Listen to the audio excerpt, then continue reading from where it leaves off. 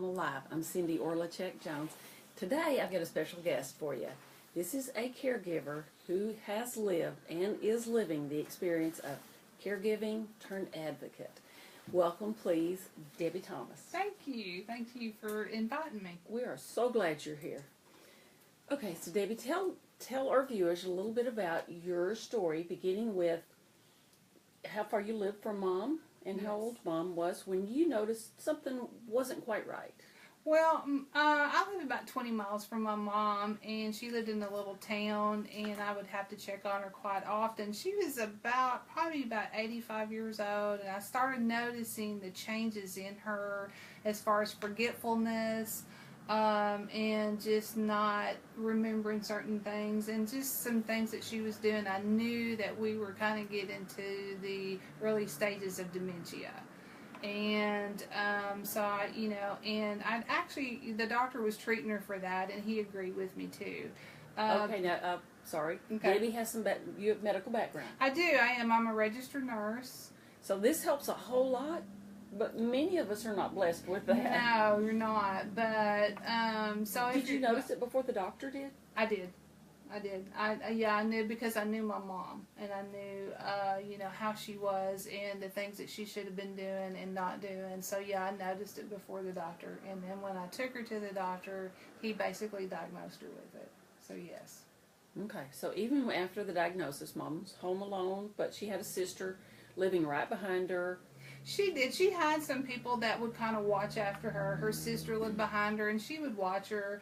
My mom's pastor would also kind of check in on her. So I did have some people from the church area, that would check on her. They would call me if they noticed anything that was going on with her, that they were a little bit worried about. And then, I would check on her. But I was pretty much out there at least once or twice a week checking on her, making sure that, she was doing okay. She had food.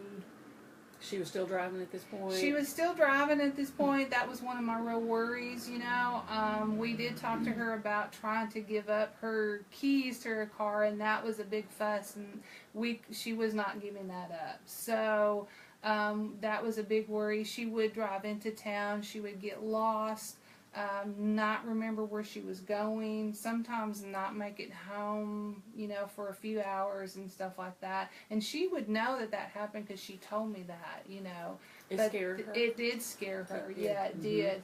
But when we talked to her about not driving anymore, that we were taking away her independence. So Did it make her angry? It did make her very angry. She was very angry, at us for trying to take some of the independence away, even though she understood what was going on, but that was just a hard situation. So, but we were actually lucky because, not lucky that she had a wreck, but she did have a wreck and she totaled her car, so that just was an opportunity for us to actually not purchase another car for her. So that kind of took care of the driving part there. Was she okay with that? Because, was she still scared? No. She was not okay with that. Actually, she would call people to take her to town to try to go buy her a car. So she was not okay with that. So we did have, some difficulties in that aspect, but we just basically stood our ground, and we just would come up with excuses not to get her a car, like we just didn't have the money or, or something like that.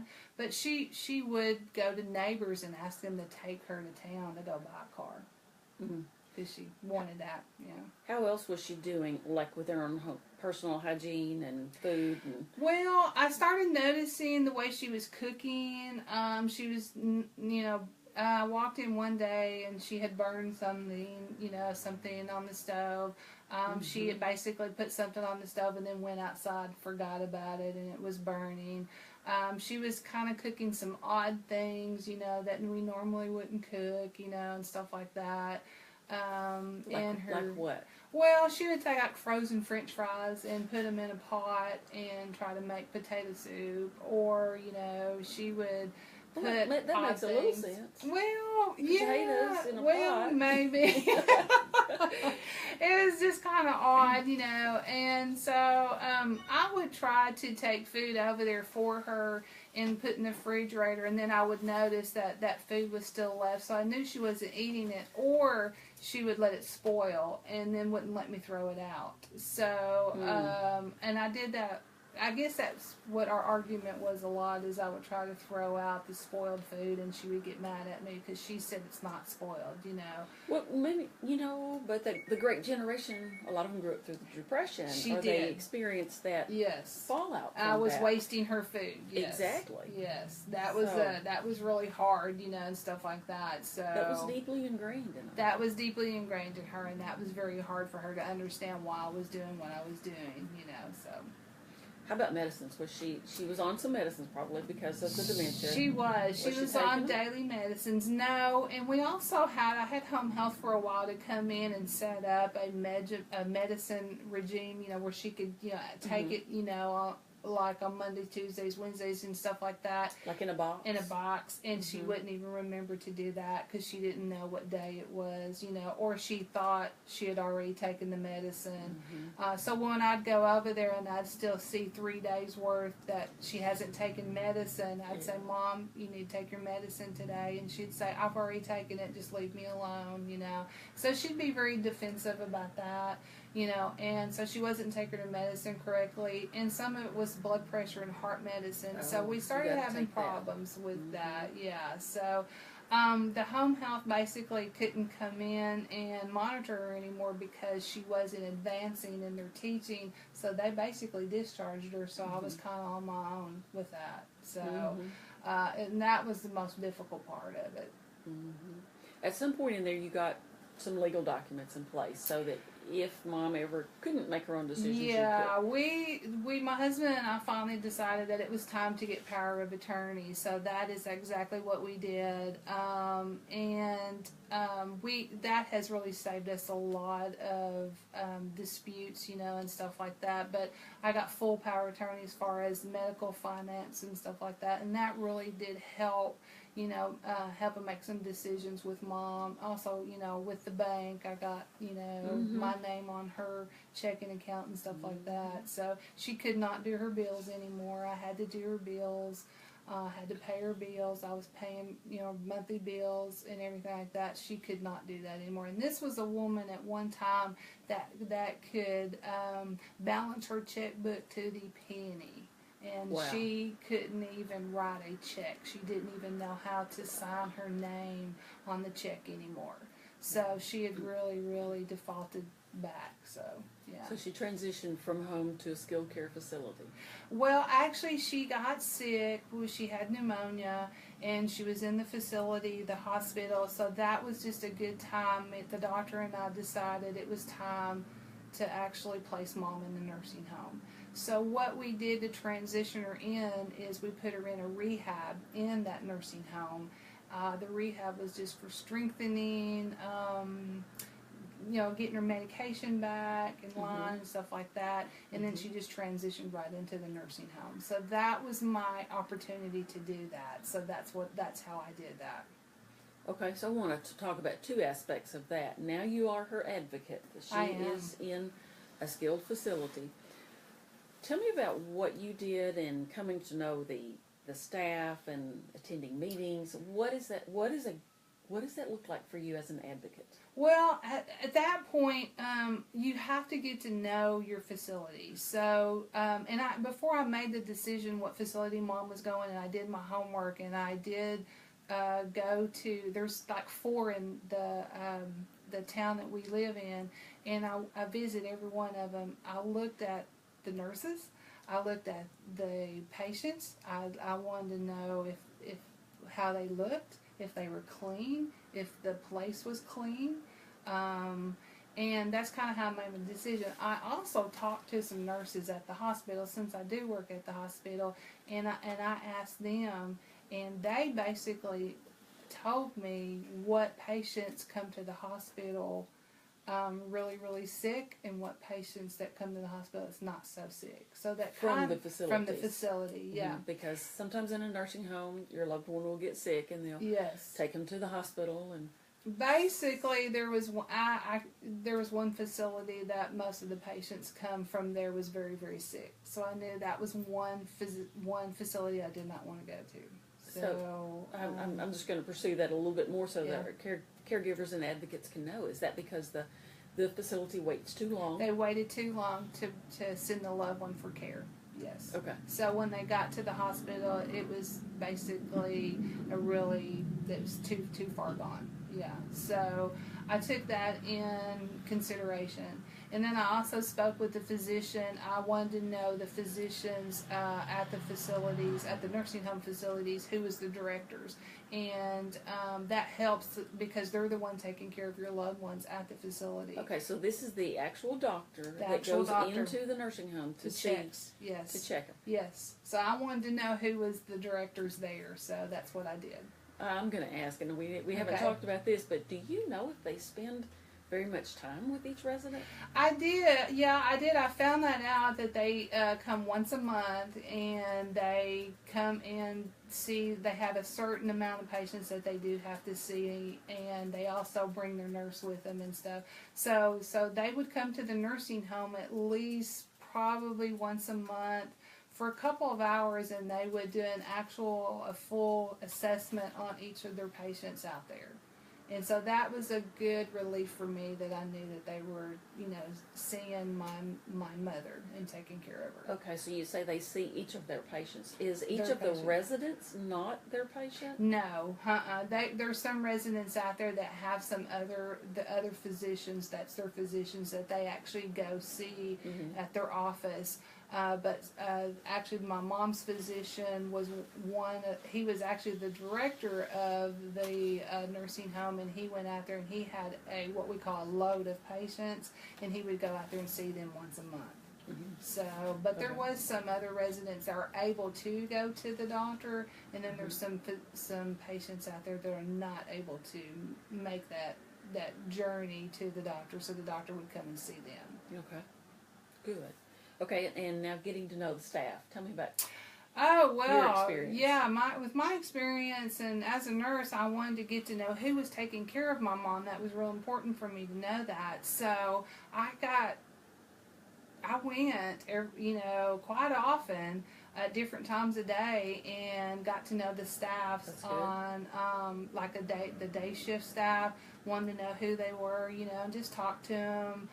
Talk to him about my mom. I let him know some things about my mom, what kind of person my mom was, so they would know about her. Because these are the people that are taking care of my mom, and I kind of want to be friends with them, you know. You want to be on good side with them and stuff like that. So I, got to know them really well. And when I walked them down the hall, they knew me. And they would tell me things about my mom, what she done today, or something like that. I also got to know the social worker. That's a big key at a nursing home, is to know your social worker, because they are a big advocate also for your family member. And so I got to know her and what I expected, the kind of care I want my mom to have. And then we had a lot of meetings with a social worker, and I pretty much have made every one of them because I want to be as much involved in my mom's care as possible. So those were care plan meetings? They were care plan meetings. They would also, progress meetings, let me know about my mom, if she had gained weight or lost weight, certain foods she liked to eat. My mom's a big ice cream eater. Yeah, actually she has. She's gained some weight. She loves ice cream, so they feed her ice cream every day. And I told them, I said, you feed her anything she wants. And they do. They're really good about that. They do feed her. Yeah. So what is Mom's experience like here? Well, in the beginning it was very hard. She did, it was hard for you too. It was hard. It was. I felt really guilty, and upset, but as things progressed, I knew my mom was safe. It was all a safety issue, and that my mom was being taken care of, because I knew she could not be safe at home anymore. One thing that we talked about that we haven't mentioned was Mom lived near a river, and this is a river near where I lived growing up, and I don't know the number of people that drowned during my high school years in that river. Yeah. It was just dangerous. That is true. Mother did, the little town she lived in, there is a river there, and she basically grew up on that river, so that was in her memory all the time, and it was such a pleasure to her to walk down there all the time and go check on the river, because the river always flooded or something like that. So, but there was many, and she wouldn't just do it once. She would sometimes walk down 3 and 4 times a day. Wow. Because she would forget that she's done that, That's scary. So, actually one day her pastor called me and said, Mom's walking down to the river a lot. So that really alerted me that I was really afraid that she could, fall in, slip in, or something like that. So that was a big concern. And just get lost, so. Yeah. In a whirlpool. In a whirlpool, yeah. So she transitions to a skilled facility. It's a rough patch, a little bit. It's a transition. It is a transition. You're taking your loved one, and this is something that I've always promised my mom that I wouldn't do, and try not to ever promise your loved ones that you wouldn't do that, because you'll eat your words. I mean, but it was hard. It was hard on me and my brothers, but I just kept thinking of the safety, so it was hard on Mom. There was a few times I had to go up there. She was angry. She wanted to go home. She knew she was in a different place. So the transition was hard. It took about a good 6 months for my mom to really settle in and then understand. I'm not really sure she understood exactly. She was in a nursing home. I think she thought she was just in a hospital, is basically kind of what she thought, But now she's been there about 3 years, and she's happy. She loves it. She has friends. She's not lonely. She smiles. She laughs. I mean, it's so good that we have such good memories now, because we go up there and she just laughs. And my mom's she's always been a caregiver, and so now she's like a caregiver up there now. So, she taking care of them. Taking care of them. She kind of thinks she works there, So need it, and she loves the hug, and so she hugs on them patients up there. She just, and they love her. They tell me, the patients come up to me and they say, "Is that your mom?" And I go, "Yes." And they say, "Well, we love your mom. She's so sweet." So the transition is really, it's been a really positive outcome now. So it really has.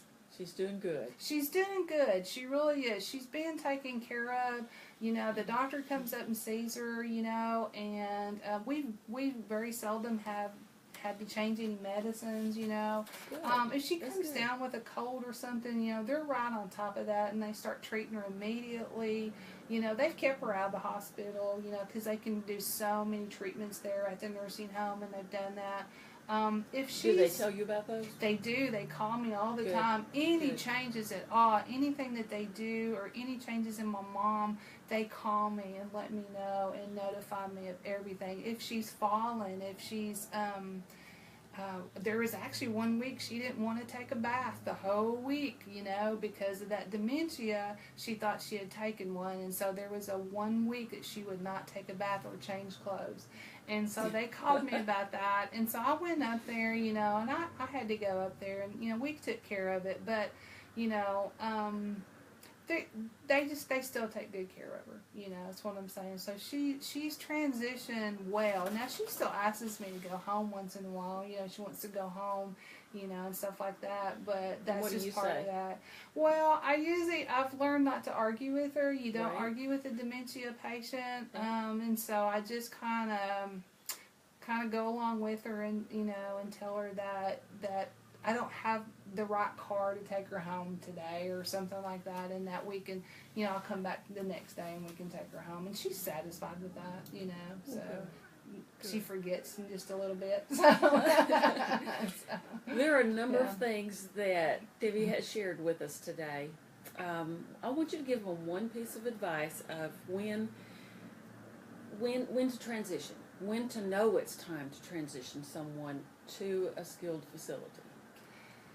Oh, that day that you just really, really feel uneasy, that it's a safety issue for your loved one, that they cannot take care of themselves anymore, and you've got to just take that step and make that decision.